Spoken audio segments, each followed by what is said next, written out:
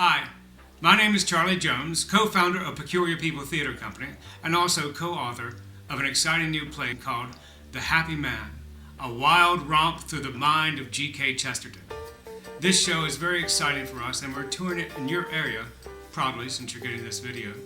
And we ask you to take just 5 minutes to sit back and relax. And number one, you'll see what others have said about this play as they saw it at a national theater conference in Virginia Beach, Virginia.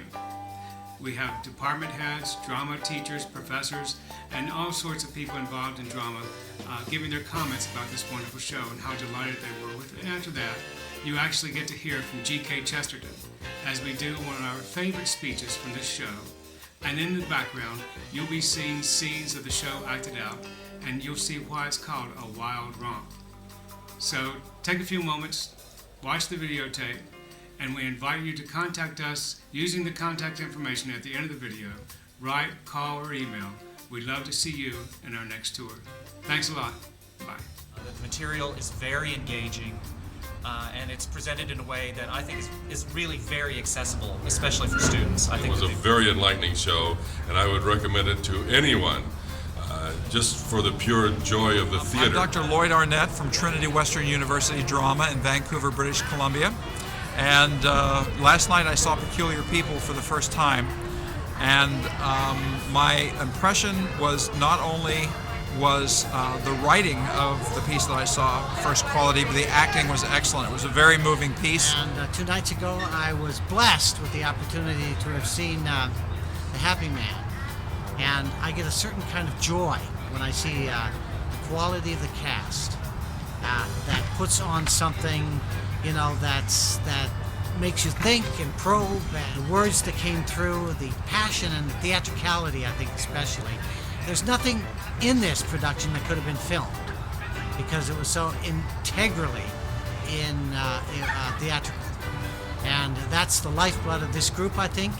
And it was smart and challenging, and boy, we need that. We've got to get beyond a kind of sort of vapid literalism in our theatricals endeavors and bring our audiences to really enjoy what theater can do all by itself and nobody else can do, and these guys do it, so God bless them. I've always had a love of G.K. Chesterton's paradoxical way of talking. One of the great beauties of his work is that he is never afraid of mystery, and the performance showed that. The whole performance, I think it was very faithful to Chesterton's way of looking at life and talking about it. I found it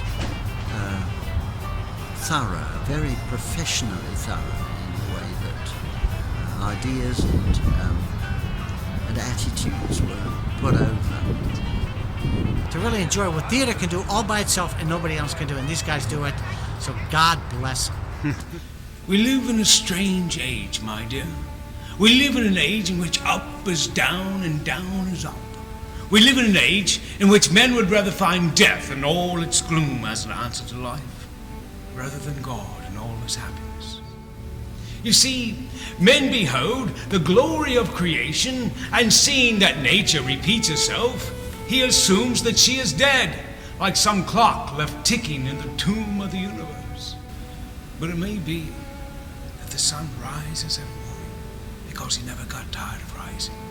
His routine may be due not to a lifelessness, but to a rush of life. Take, for instance, what I mean.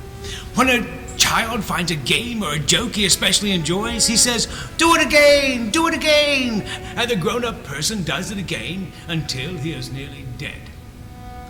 That is because grown-up people are not strong enough to exalt a monotony.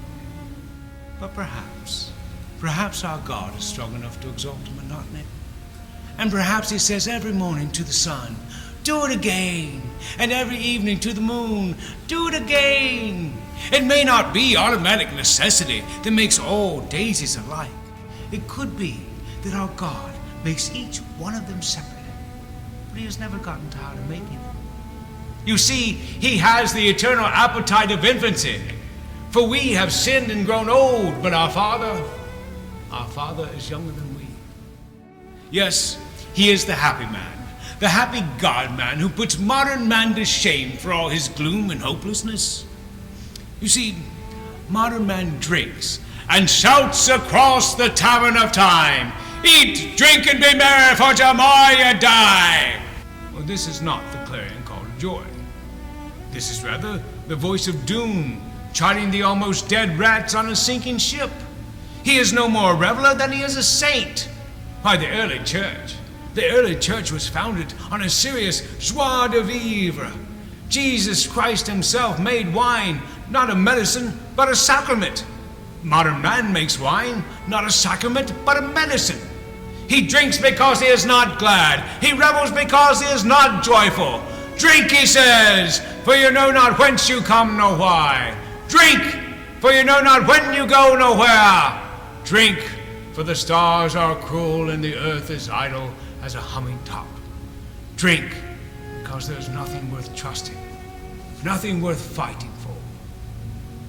And so he stands, offering us the cup in his hands. But at the high altar of Christianity stands another figure, in whose hand is also a cup. Drink, he says, for the whole world is as red as this wine, with the crimson of the love and wrath of God. Drink, for the trumpets are blowing for battle, and this is the stirrup cup. Drink, for this is the blood of the new covenant, my blood, which is shed for you. Drink, for I know whence you come and why. Drink, for I know when you go